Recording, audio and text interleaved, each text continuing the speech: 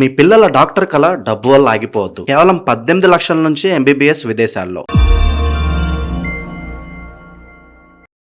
జ్ఞానానందమయం దేవం నిర్మల స్ఫటికాకృతిం ఆధారం సర్వవిద్యానాం హైగ్రీవముపాస్మహే.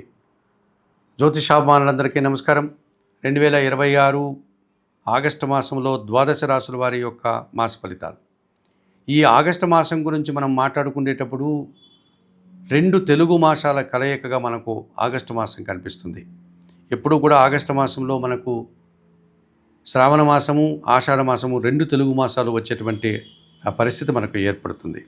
ఆషాఢ మాసం సందర్భంలో మనం ఎప్పుడు కూడా ఉగ్రదేవతార్చన చేయడం, కొన్ని ప్రాంతాల సాంప్రదాయాలను అనుసరించి పొంగళ్ళు పెట్టడం, బోనాలు పెట్టుకోవడం, గ్రామదేవతార్చన లాంటి కార్యక్రమాలు నిర్వర్తించడం, లేకపోతే ఉగ్రదేవతార్చన కార్యక్రమంలో భాగంగా వారాహి అమ్మవారి నవరాత్రులు నిర్వహించుకోవడం, లేకపోతే బగలాముఖి పూజ, జ్వాలాముఖి పూజ లాంటి కార్యక్రమాలు, పూజలు నిర్వర్తిస్తూ ఉంటాం.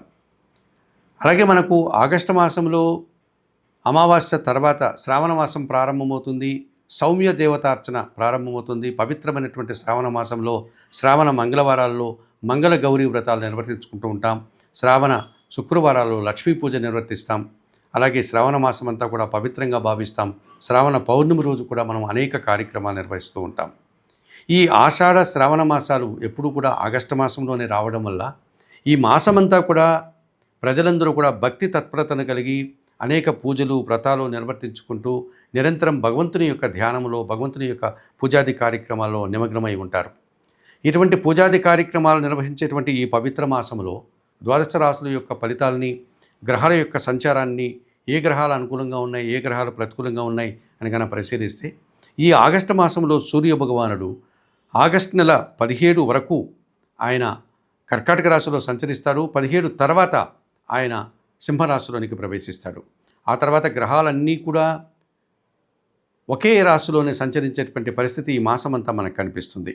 కనుక ఈ ఆగస్టు మాసంలో ఒక ప్రత్యేకతను సంతరించుకొని భగవంతుని యొక్క ధ్యానాన్ని చేస్తూ ఈ ద్వాదశ రాశుల యొక్క ఫలితాలని, ఆ ఫలితాలకు చెప్పినటువంటి పరిహారాలని పరిష్కరించుకుంటూ ముందుకు వెళ్తారని భావిస్తూ, సహజంగా మనకు ఈ ఆగస్టు మాసం గురించి మనం మాట్లాడుకునేటప్పుడు మనకు ఈ 12 మాసాల్లో మనకు 8వ మాసం అనేటువంటి ఆగస్టు మాసంలో కొన్ని ఖర్చులు పెరిగే సూచన కనిపిస్తుంది.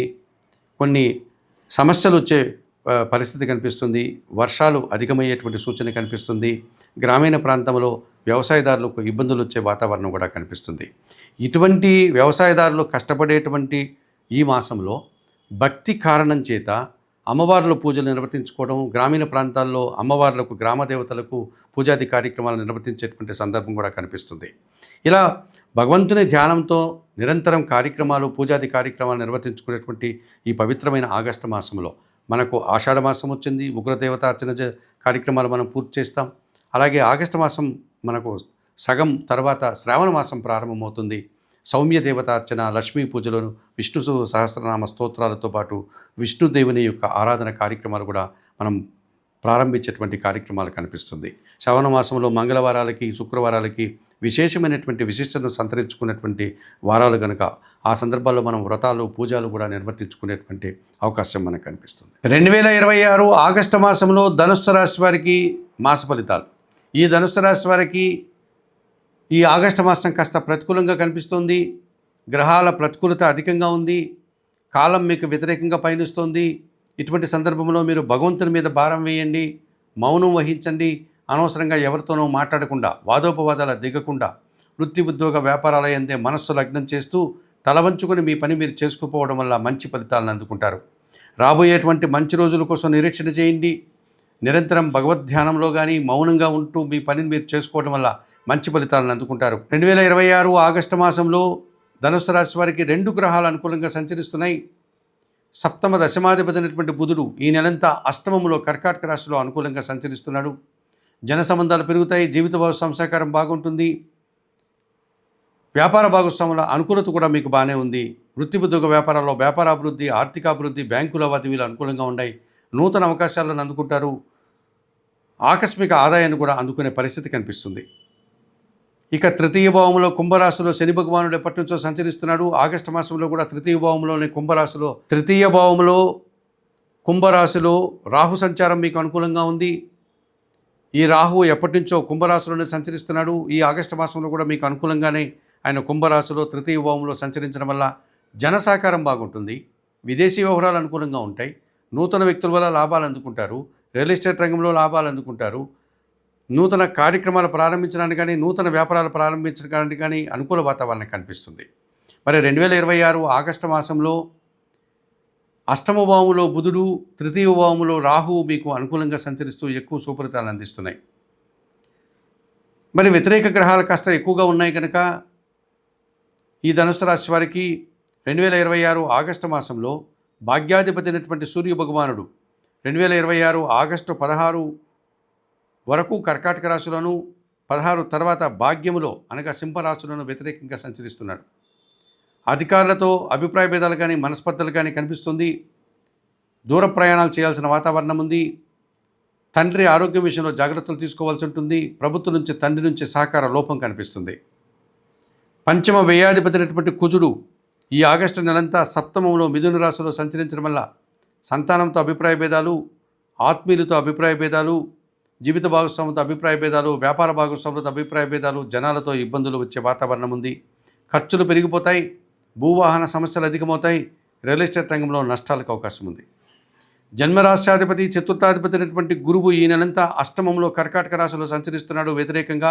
కుటుంబంలో అశాంతికి అవకాశం ఉంది. విద్యార్థులకు ప్రతికూల ఫలితాలు వస్తాయి. అనారోగ్య సమస్యలు చుట్టుముడతాయి. రావాల్సిన ఆదాయం వాయిదా పడుతుంది. ఈ రకంగా గురువు మిమ్మల్ని ఇబ్బంది పెట్టే పరిస్థితి కనిపిస్తుంది ఈ మాసంలో.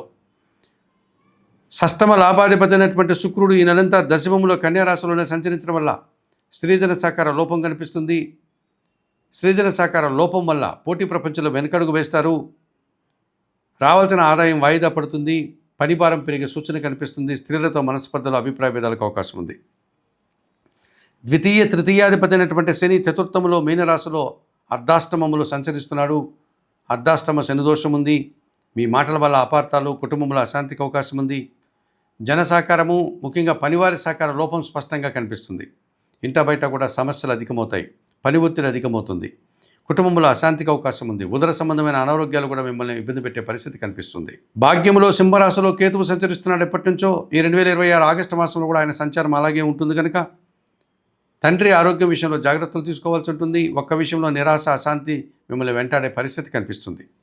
2026 ఆగస్టు మాసంలో ఈ ధనుస్సు రాశి వారు తప్పనిసరిగా సూర్యుడికి, కుజుడికి, గురువుకి, శుక్రుడికి, శనికి, కేతువుకి 6 గ్రహాలకి పరిహారాలు నిర్వర్తించుకోవాల్సిన అవసరం ఎంతైనా కనిపిస్తుంది.